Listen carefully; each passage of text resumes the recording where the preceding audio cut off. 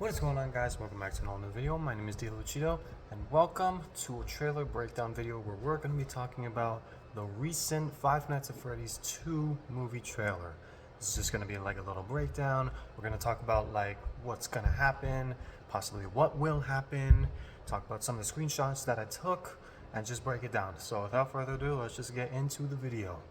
So at the very start, we were introduced to three characters, three of which were, I'm pretty sure, were McKenna Grace. I think that's her name. We get a little shot of the original Five Nights at Freddy's 2 location, which was kind of cool. And it's kind of like a traditional Five Nights at Freddy's thing where where teenagers are breaking into the location and seeing if they can find anything. One of the guys takes out a camcorder and he starts videoing some of the location, and then they start to video the animatronics who are covered in plastic seal bags. I guess it's just to prevent dust, and then we get a little glimpse of Balloon Boy as well, which is kind of cool. Not gonna lie, I hated Balloon Boy. He's so annoying, but to see him in that kind of action, that's kind of cool. And then we also cut to another point where one of the robbers, or one of the breaking and entering teens, enters one in particular room, and that particular room is where the music box is. Now, this obviously goes to confirm that the puppet will show up in the movie, without a doubt, because it does also open up as she's, I guess, trying to find something or fix something, I guess. So that'll definitely be interesting. And one thing that also comes to mind as well is, the puppet in some sense is kind of seen as like almost kind of like a good guy in some way, because it is the daughter of Henry Emily, right? So this will be kind of interesting to see whether or not the puppet will be a protagonist or an antagonist. Now that's kind of got to be something for the fan base to figure out as well. Moving on to some of the more better known characters, or the main characters of the movie, move on to Josh Hutcherson, aka Mike, and Elizabeth Lale, aka Vanessa, and we also move on to Abby as well. Now, we also see that Vanessa has fully recovered from the whole entire part where she was stabbed in the stomach, and she's recovered, it seems like, pretty well, and she's still trying to get it over with. We also see them at like a fancy restaurant, I guess. Mike also tells Elizabeth, after she asks, how has Abby been? He says that sometimes she is good, sometimes she wants to go looking for her friends. So this could also imply that maybe she is still willing to get with her friends. And we also see that she has the new device, which I forget what it was called, but it was like a talking machine or whatever. She's like, "Can you try and find my friends?" Something like that, because she did say that in the last few minutes of the first movie, she did say she wants to go looking for her friends, or when can we see her friends again. So I guess she has kind of gotten interested or impatient as to when she can see them again. So that's something to really take note about. And we see the new house that they're also in as well.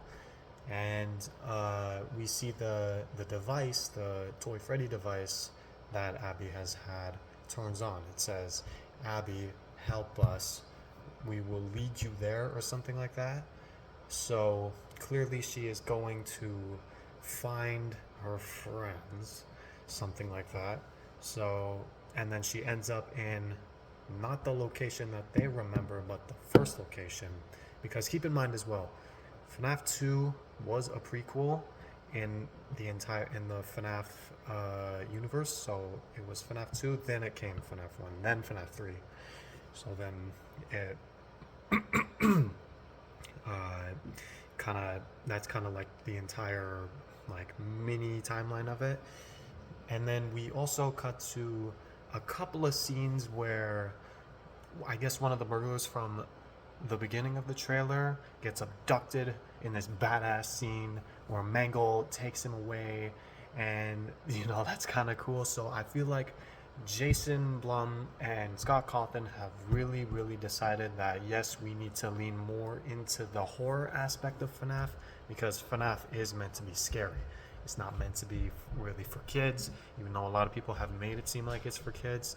It's supposed to be like a real horror experience. So, in that essence, they have really decided to go that way. And I think it's really nice to see that, because that scene just looked really badass in a lot of different ways.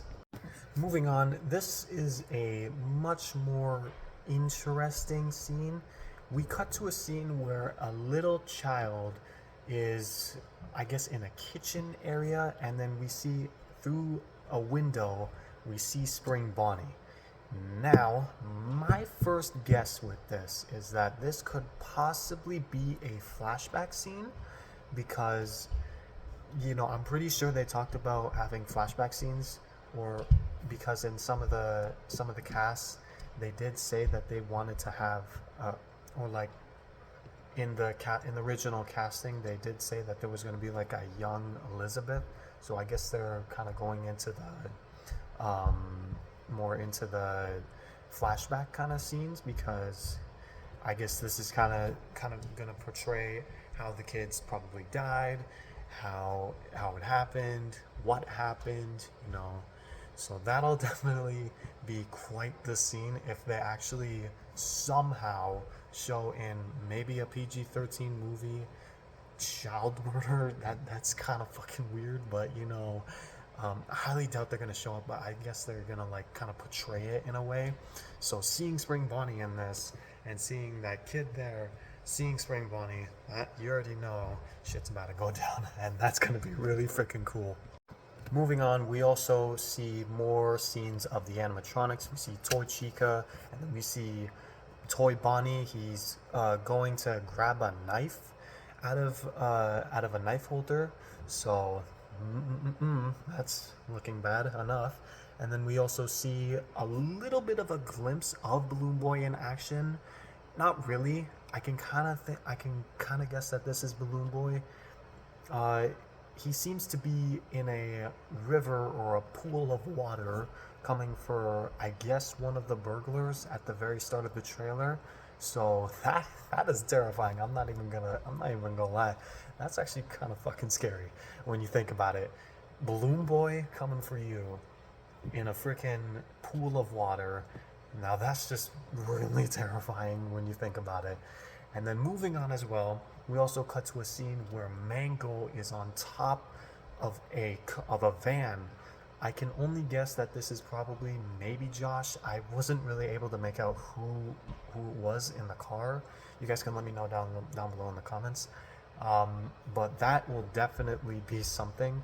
And the working theory for me right now is that, but I can probably try and make out, is that the animatronics right now in this movie, or at least the toy animatronics, are being controlled by something or someone. Maybe William Afton, who knows? It could be possible about that, but seeing them outside of the pizzeria definitely seems irregular in one way or another. So I can only guess that they're being controlled more than just doing this out of their own will. So that will definitely be a lot more interesting to see. I get that the original animatronics, they were being controlled by William Afton through a drawing or something like that. So this isn't like new-ish, but this is definitely kind of weird to see them outside of the pizzeria in one way or another. So they're really starting to make this movie look a lot more terrifying than it should be. Next up, we also have a scene of another scene of Spring Bonnie, or I guess we should call Springtrap now, in a dark hallway with his knife out, all that kind of stuff.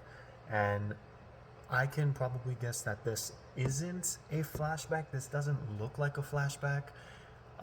It looks more kind of like a now present day scene. So probably from looking at this, William Afton quite literally always comes back.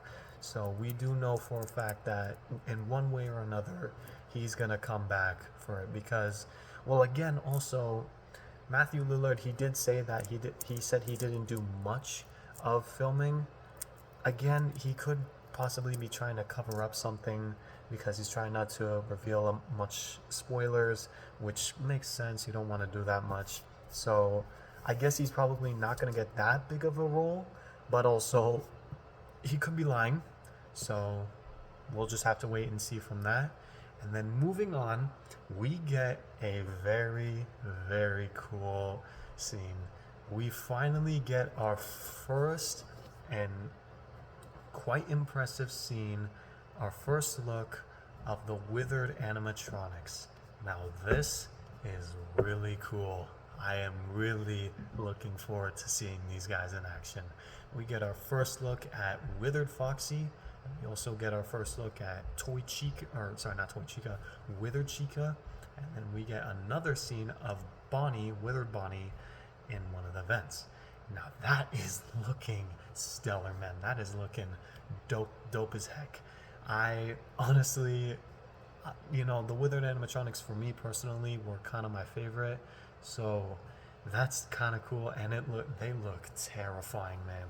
Now, another theory that I want to bring up as well is, are these really the original guys from the first movie, or are these like the original ones from like the games in like, I guess, 1985 when William Afton first murdered the kids?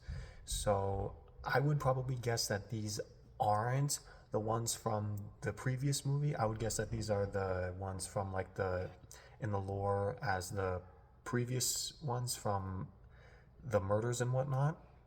So that would be a weird that's kind of one of the theories that I'm kind of working out right now. And we also get a little glimpse of the office as well. Now, I guess they're really starting to stick with the roots here. That you can also see that there are no doors, and there's only one flashlight, which is very cool as well. So I'm looking forward to this. Sorry for my stutter, but that's pretty dang cool. And we also cut to a little glimpse. Sorry about my dog; he's barking in the background. We also cut to a glimpse where they show the Freddy mask. Now this is going to be very interesting because the Freddy mask, if you don't remember, in the original game you had to wear the mask to make the animatronics go away so that they wouldn't try and kill you because they view you as a naked endoskeleton. So, and Josh Hutcherson, you can hear him say there's no way that'll work, and he puts it on in front of Withered Chica, and I'm gonna guess that she's probably just gonna walk away and just say whatever. So that'll definitely be very, very cool to see. I like that they're starting to use that. I am really interested to seeing how they're gonna kind of use the mask, So this will definitely be, I'm guessing this will definitely be a big step up from the first movie. But that's just kind of like what I'm trying to make out right now. So I will definitely be looking forward to this movie. Hopefully another trailer drops sooner than later. Probably around October, I would guess, is when another trailer would release. So December 5th, we're going to be watching a lot of cool stuff. And I'm really looking forward to it.